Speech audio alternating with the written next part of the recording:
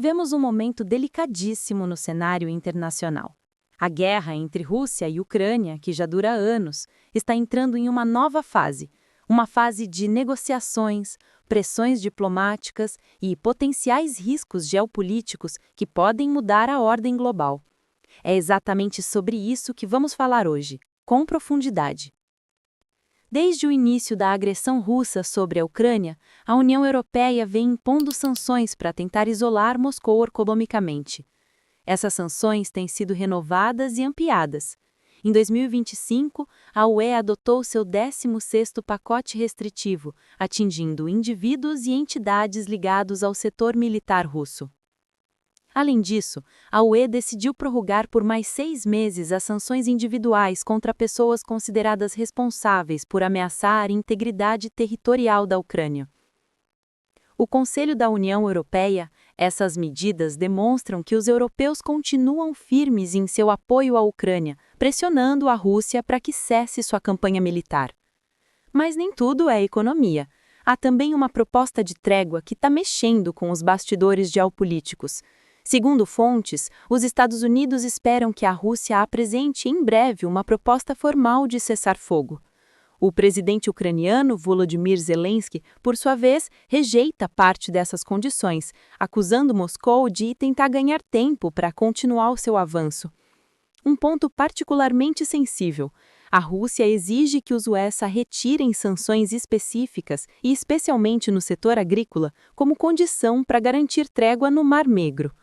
Para a Ucrânia, ceder a essas exigências significaria dar muita legitimidade à Rússia, sob o risco de desmantelar parte de sua soberania ou de perder ganhos territoriais. Para os russos, é uma oportunidade de aliviar a pressão econômica, especialmente se conseguirem desbloquear setores que sofrem por causa das sanções. Esse equilíbrio frágil está no centro das negociações diplomáticas. Enquanto isso, os aliados da Ucrânia, França, Reino Unido, Alemanha, Polônia e os Estados Unidos, fizeram um ultimato à Rússia para aceitar um cessar-fogo de 30 dias para que negociações de paz mais amplas possam ser preparadas.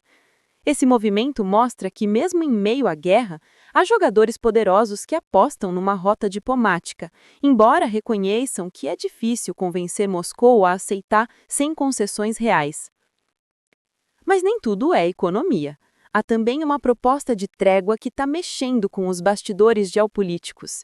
Segundo fontes, os Estados Unidos esperam que a Rússia apresente, em breve, uma proposta formal de cessar-fogo. O presidente ucraniano, Volodymyr Zelensky, por sua vez, rejeita parte dessas condições, acusando Moscou de tentar ganhar tempo para continuar o seu avanço. Um ponto particularmente sensível: a Rússia exige que os USA retirem sanções específicas, especialmente no setor agrícola, como condição para garantir trégua no Mar Negro. Para a Ucrânia, ceder a essas exigências significaria dar muita legitimidade à Rússia, sob o risco de desmantelar parte de sua soberania ou de perder ganhos territoriais. Para os russos, é uma oportunidade de aliviar a pressão econômica, especialmente se conseguirem desbloquear setores que sofrem por causa das sanções. Esse equilíbrio frágil está no centro das negociações diplomáticas. Enquanto isso, os aliados da Ucrânia, França, Reino Unido, Alemanha, Polônia e os Estados Unidos, fizeram um ultimato à Rússia para aceitar um cessar-fogo de 30 dias para que negociações de paz mais amplas possam ser preparadas. Esse movimento mostra que, mesmo em meio à guerra, há jogadores poderosos que apostam numa rota diplomática, embora reconheçam que é difícil convencer Moscou a aceitar sem concessões reais. Mas para a Rússia, essa trégua não é apenas uma pausa militar. É uma estratégia para garantir alívio econômico e redefinir sua posição no tabuleiro global. E para a Ucrânia, pode ser uma armadilha perigosa que compromete a segurança futura se não houver salvaguardas internacionais suficientemente fortes. Agora, imagine o que isso representa no campo geopolítico mais amplo. Se um acordo de paz efetivo fosse alcançado, isso poderia marcar uma grande reconfiguração de poder na Europa e no mundo. A Rússia, embora enfraquecida economicamente, poderia sair fortalecida diplomaticamente se conseguir garantir concessões fabricadas como vitórias simbólicas, especialmente se parte das sanções for retirada ou aliviada. Por outro lado, a Ucrânia poderia se ver reconstruindo com o apoio europeu e internacional, mas mantendo parte de seus desafios estruturais, como reconstrução física, institucional e energética. Outro ponto fundamental é o papel da União Europeia. A UE não apenas apoia Kiev politicamente, mas também financeiramente. Há cronologias recentes que mostram desembolsos bilionários para fortalecer a economia e a administração ucranianas. Esses recursos ajudam a manter a resistência ucraniana, mas também amarram Kiev a uma reconstrução altamente dependente de parceiros ocidentais. Além disso, a leitura geopolítica não pode ignorar os riscos de instabilidade global. A Eurasia Group, consultoria de risco, alertou que enfrentamos uma instabilidade geopolítica endêmica, comparável aos primórdios da Guerra Fria. Eles apontam para um mundo G0, onde nenhuma potência dominante consegue estabelecer uma agenda global clara, justamente porque há múltiplos vetores de instabilidade: a guerra, a fragmentação econômica e a competição entre grandes potências. Essa possibilidade de vácuo de poder é ainda mais perigosa em meio a outras crises. Analistas já falam em uma policrise global, impulsionada por tensões tecnológicas, econômicas e políticas, com foco em pontos sensíveis como Taiwan, o papel da inteligência artificial e as cadeias globais de suprimento.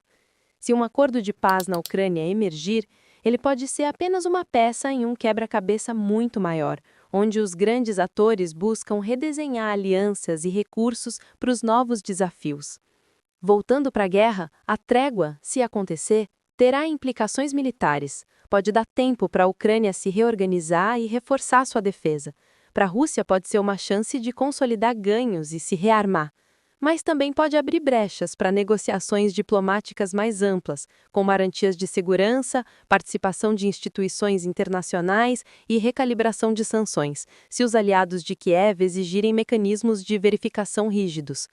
Para os países europeus, esse é um momento de decisão: apoiar Kiev até o fim da guerra ou apostar numa solução de paz que jogue a longo prazo, mesmo com riscos. A pressão já está lá, e a UE tem demonstrado que está disposta a endurecer ainda mais sobre a Rússia, especialmente em setores estratégicos, como energia e defesa. Por fim, há outro grande risco. Se as negociações fracassarem, a guerra pode escalar novamente.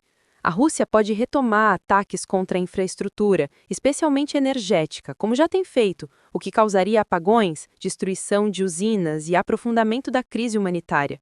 Por outro lado, a Ucrânia pode intensificar seus pedidos de apoio militar ocidental, o que pode ampliar a participação indireta de potências como os Estados Unidos e a OTAN.